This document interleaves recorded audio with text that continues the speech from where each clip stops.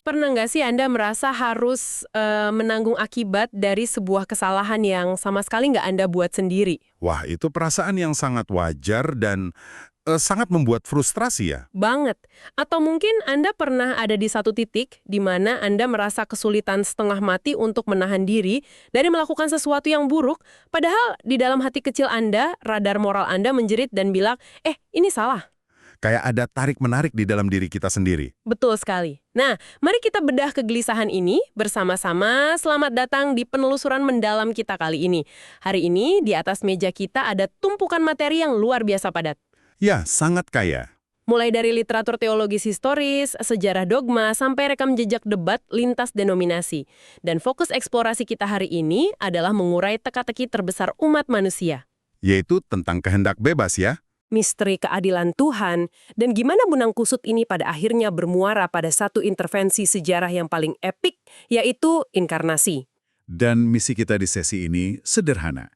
Kita mau menerjemahkan konsep-konsep yang terdengar sangat berat ini menjadi sesuatu yang benar-benar relevan dengan kehidupan Anda sehari-hari.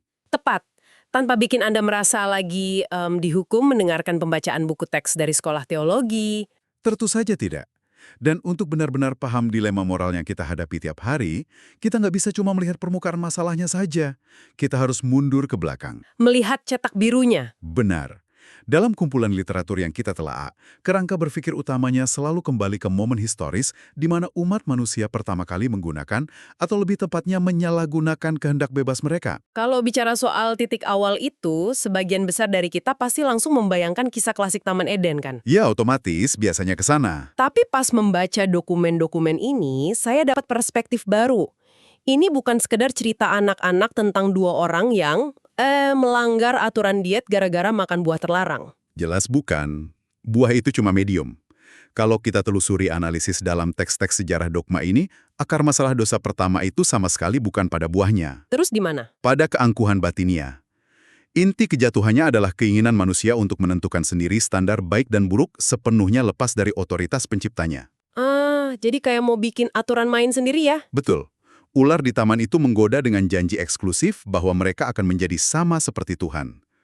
Pola ini sangat konsisten di literatur teologis awal. Mengingatkan saya pada sesuatu. Ya, ini cerminan persis dari kejatuhan entitas spiritual purba. Sosok malaikat yang jatuh karena kesombongan dan ambisi untuk menyamai kedudukan Tuhan. Jadi dosa pertama di Eden itu pada hakikatnya adalah sebuah pemberontakan ontologis. Istilah yang sangat tepat. Sebuah kudeta, ya, di mana ciptaan berusaha menduduki tahta penciptanya. Jadi bukan buahnya yang beracun. Pati niat memerdekakan diri secara sepihak itulah yang menginfeksi sistem kemanusiaan kita. Dan infeksi ini punya efek samping permanen ke infrastruktur kehendak bebas kita. Ada satu bagian di literatur kita yang pakai istilah Latin abad pertengahan yang cukup bikin pusing. Oh, saya ingat bagian itu. Tapi konsepnya sangat masuk akal. Mari kita urai biar lebih membumi. Para pemikir awal merumuskan bahwa sebelum kejatuhan, manusia diciptakan dalam kondisi batin yang disebut posse non peccare. Yang artinya kemampuan untuk tidak berdosa, kan? Betul, di fase ini, kehendak bebas mereka seimbang sempurna. Mereka punya kapasitas murni untuk taat. Tapi pasca pemberontakan di Eden, Kapasitasnya bergeser. drastis. Orientasi batin manusia miring permanen masuk ke kondisi non posse non peccare, yaitu ketidakmampuan untuk tidak berdosa. Kalau boleh saya pakai analogi buat Anda yang mendengarkan, ini bukan berarti manusia diubah jadi robot jahat yang diprogram buat mencuri atau menyakiti orang terus-menerus. Bukan, kita tetap punya kehendak sadar. Iya, kita bebas milih mau minum kopi atau teh pagi ini. Bebas milih jalur ke kantor. Tapi dalam ranah moral dan spiritual, kompas internal kita seolah-olah sudah diretas. Radar batinnya rusak. Nah, radar batin kita punya bias alami yang selalu narik kita menjauh dari kebaikan ilahi. Pilihan kita ya tetap pilihan kita, tapi sistem navigasinya udah tertawan sama kecenderungan egois. Analogi radar yang diretas itu sang as. Istilah Latin tadi emang bukan berarti kita hilang akal budi, tapi kecondongan hati kita yang terdistorsi. Selalu berpihak pada otonomi diri sendiri ya.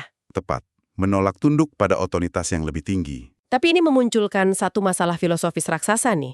Kalau Tuhan itu maha baik dan dia menciptakan segala sesuatu, lalu dari mana kejahatan atau kerusakan radar ini berasal? Pertanyaan klasik yang sering ditanyakan. Ya maksudnya, apakah Tuhan yang merancang kejahatan? Sintesis dari sejarah dogma ngasih argumen filosofis yang elegan banget soal ini.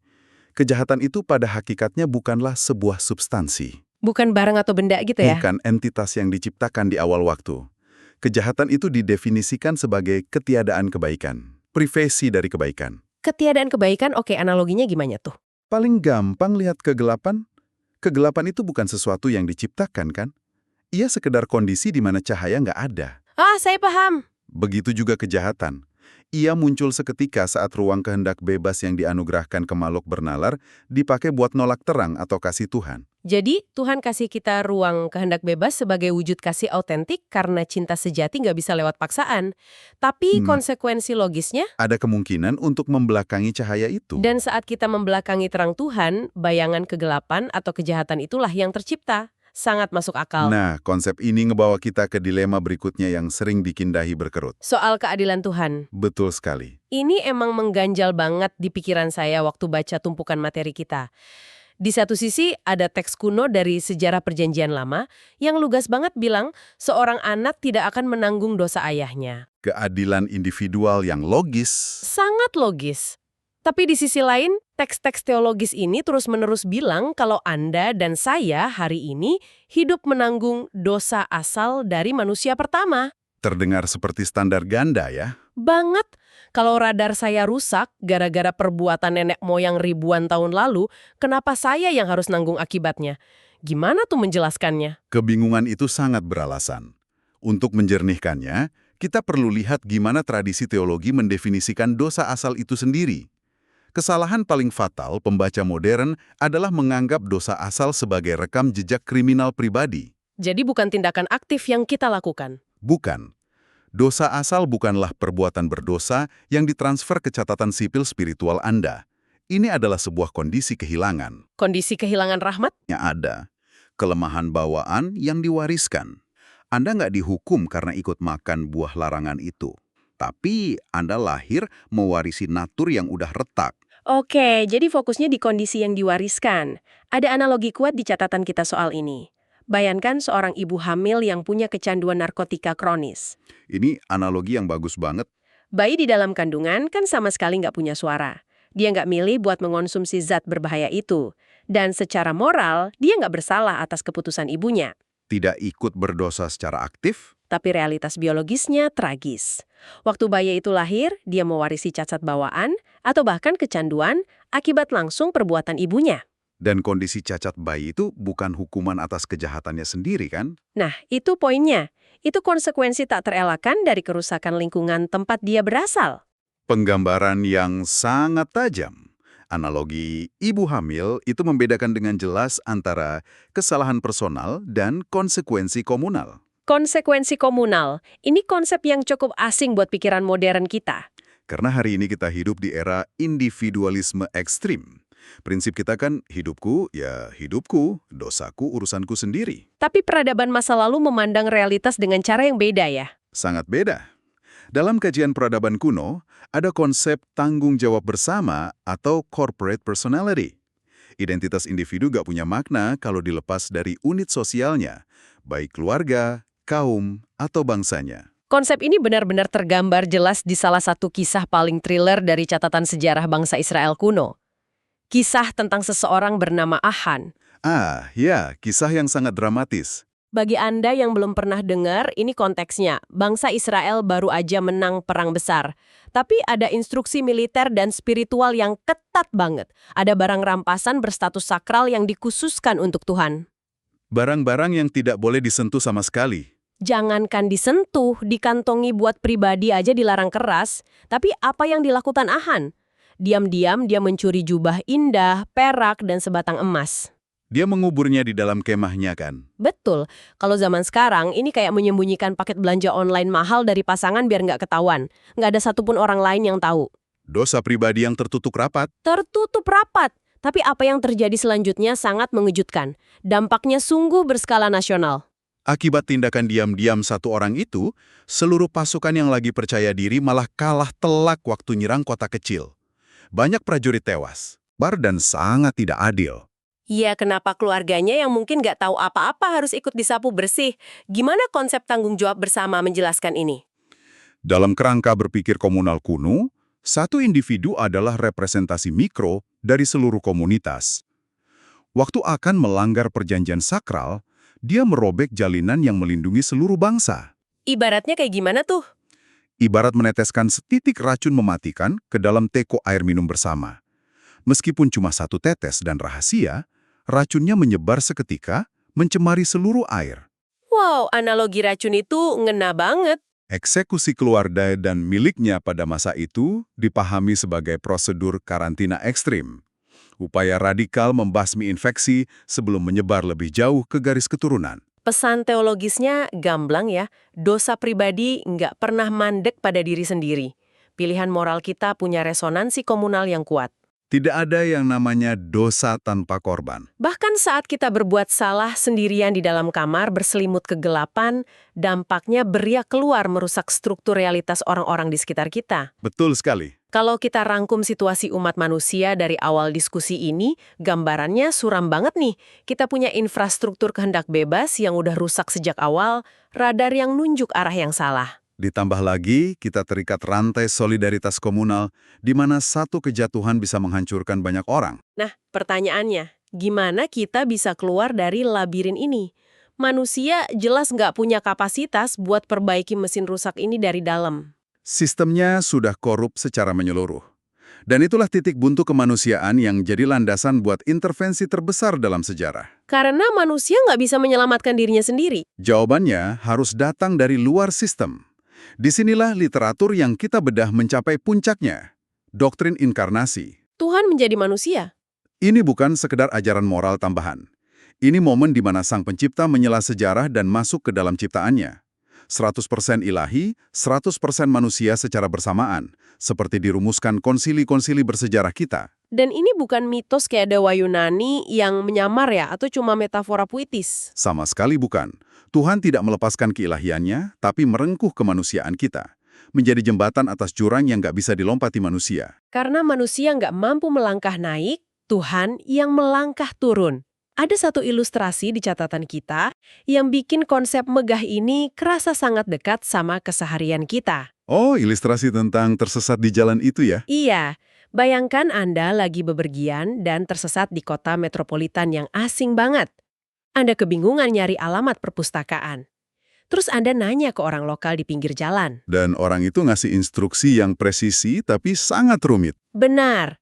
Dia bilang, jalan lurus, lewati 3 lampu merah, di perempatan kedua putar balik, 200 meter dari pom bensin, belok kiri ke gang kecil. Kepala langsung pening dengarnya. Peluang buat tetap tersesat masih sangat besar, tapi bayangkan betapa melegakannya kalau orang itu senyum, jalan ke mobilnya sendiri sambil bilang, rutenya emang bingungin, mari ikuti saja mobil saya. Itu ilustrasi yang merangkum esensi inkarnasi dengan sempurna. Tuhan melihat kita tersesat dengan kehendak bebas yang rusak, dan alih-alih cuma meneriakkan instruksi dari surga, dia bilang, ikuti aku. Karena kalau Tuhan cuma ngirim daftar aturan hukum, Manusia dengan radar rusak tadi nggak akan pernah sanggup menjalankannya.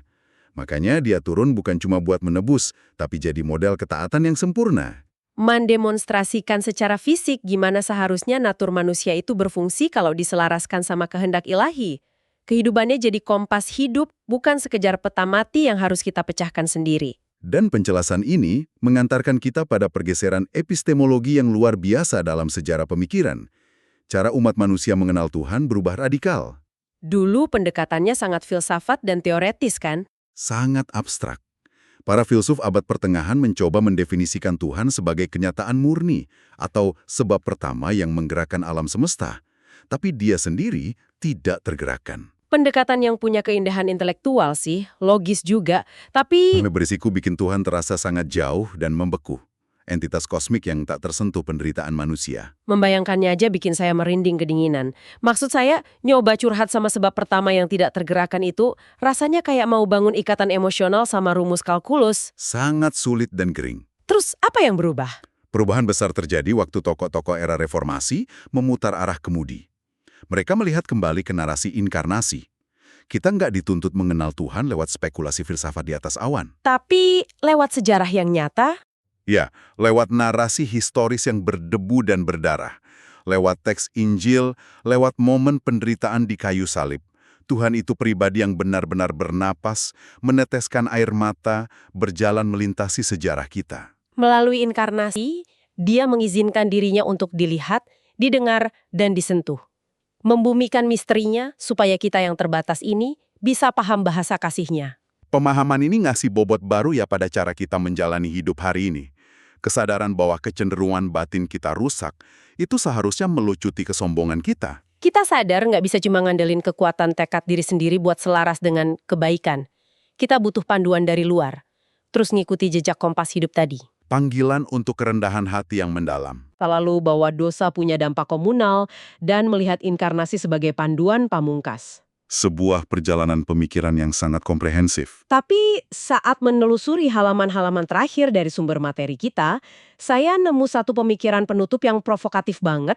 Kita tahu segala kerusakan ini berawal dari kehendak bebas di bumi. Oke, pertanyaannya apa? Pertanyaannya, kelak kalau kita ada di kehidupan yang akan datang di realitas sorga yang dijanjikan, apakah kita sebagai manusia yang udah ditebus masih akan punya kehendak bebas? Menarik. Dan kalau jawabannya iya, mungkinkah ada resiko kita bisa salah pilih dan jatuh lagi, mengulangi tragedi persis kayak di Taman Eden? Sesuatu untuk Anda pikirkan dan renungkan hari ini. Benar-benar teka-teki yang layak direnungkan. Terima kasih telah menemani penelusuran materi kita yang luar biasa ini. Sampai jumpa di eksplorasi mendalam berikutnya.